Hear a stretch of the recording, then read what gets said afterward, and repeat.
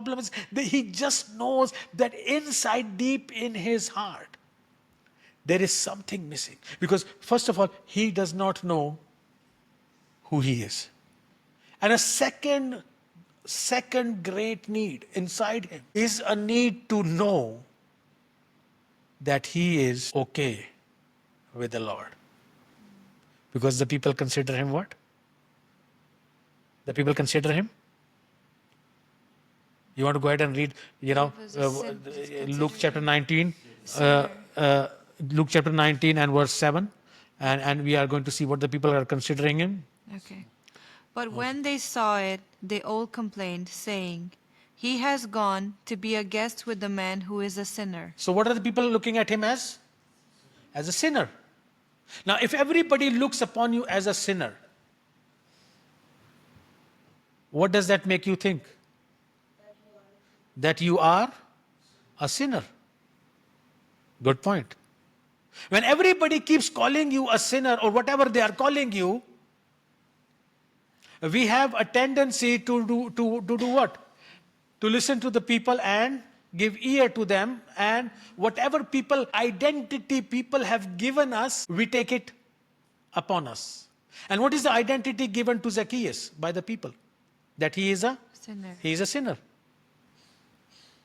And just imagine living with that guilt. Just imagine living with that guilt. The tax collectors were not allowed in, where they were not allowed to go into the Temple. temple. Because they were outcasts, they were not welcomed into the society. And if you cannot go to the temple, what they cannot do? Pray. Hmm? Pray. They could not pray. Okay, what else? Sacrifice. They cannot sacrifice. What does that imply? That there is no forgiveness. There is no forgiveness of their sin. There's 3 points in a row. So there's no forgiveness of sin. Because today, how is forgiveness of sin? You pray and it's gone. But in the Old Testament, it was not so. How did you get forgiveness of your sins? You had to take an animal into the temple and give. What if you are not even allowed there? In fact, if you go to the Gospel of Luke chapter 18, there is the parable of the Pharisee and the tax collector. Let's go ahead and see that. And we see in verse number 13, okay?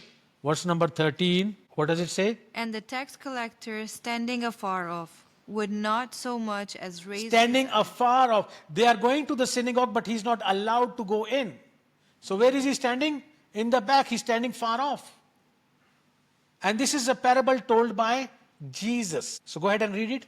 One of the things that Jesus was known for was that he used to spend time with tax collectors and sinners and prostitutes. And Jesus here is mentioning in this parable what? What is Jesus mentioning? That he's mentioning, he's comparing a Pharisee and a tax collector, and he's saying the tax collector went home justified. So Jesus had a sympathy for the tax collectors, and he has heard stories about tax collectors, that he has been to other tax collectors' homes before. And there is a tax collector who is already not only forgiven, but he is what?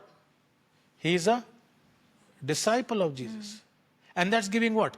Hope to, that's giving hope to Zacchaeus. Yeah. And he's thinking that there is some hope for him. There is some way, because there is no traditional way for him to get what? Forgiveness of sin. And he is thinking now, there is some way to be connected to the Lord by Jesus. But there is a problem.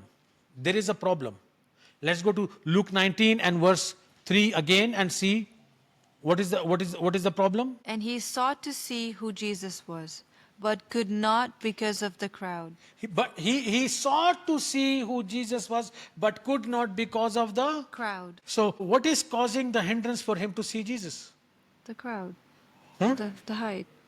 He's the crowd. What is causing him to see? What is the hindrance that is causing him to not to be able to see Jesus? It is the crowd. It is the people. Now, what does the crowd and the people represent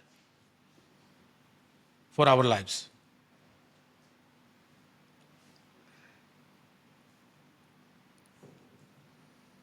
Blockage. Wrong association. People, other people. The work and responsibility. So life, work, responsibilities, what else? Other people, sorry? Emotions also. Our state of emotions many times is a hindrance for us to see Jesus. What else is causing us a hindrance to see Jesus? Work, responsibilities, our mood, our emotions, wrong associations, wrong people, the crowd. Because of the crowd, he cannot see Jesus. The bad habits, brother, you're right on point. Maybe, you're experiencing them, good one. So the bad habits are not allowing you maybe you scroll too much, maybe we have a Netflix problem, maybe we have social media problem, maybe, we're so busy all the time that we do not have time to see Jesus. Those are the things that are causing us, that are causing what? Hindrance for us to see Jesus.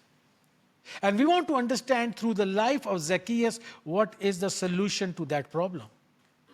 So we will read verse number 4. So we are in Luke 19 and we're going to see verse number 4 and we are going to see what the solution to that problem is. So he ran ahead and climbed up into a sycamore tree. So he did what? Climbed up. So from the beginning. So he did So what? he ran ahead. So he Ran ahead. louder. So he did what? He ran. Yeah, but before. He ran. So he ran ahead and did what? Climbed up.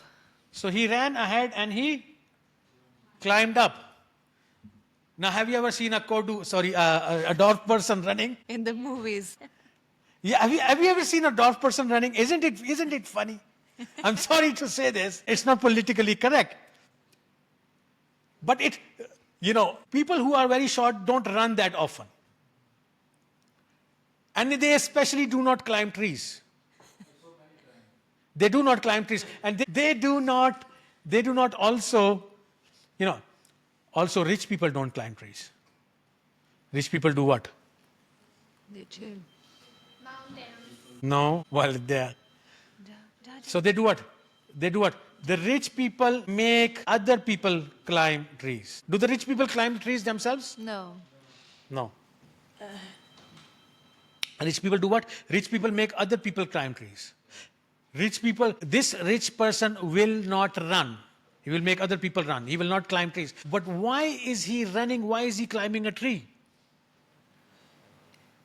Because, yes, Martin? Because he wanted to see Jesus and he was willing to humble himself. Okay, very good. His desire to see Jesus outweighed the embarrassment of running and climbing a tree. And he ran ahead. And what I want to share today is that the only way we can see Jesus in our lives,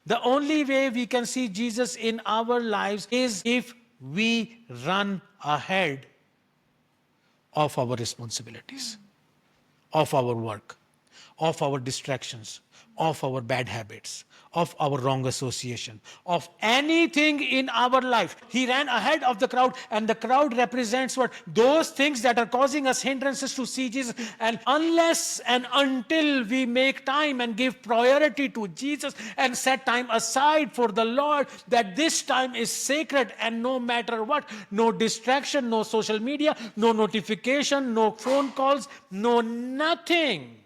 No work responsibilities and no family responsibilities are going to hinder me from running ahead and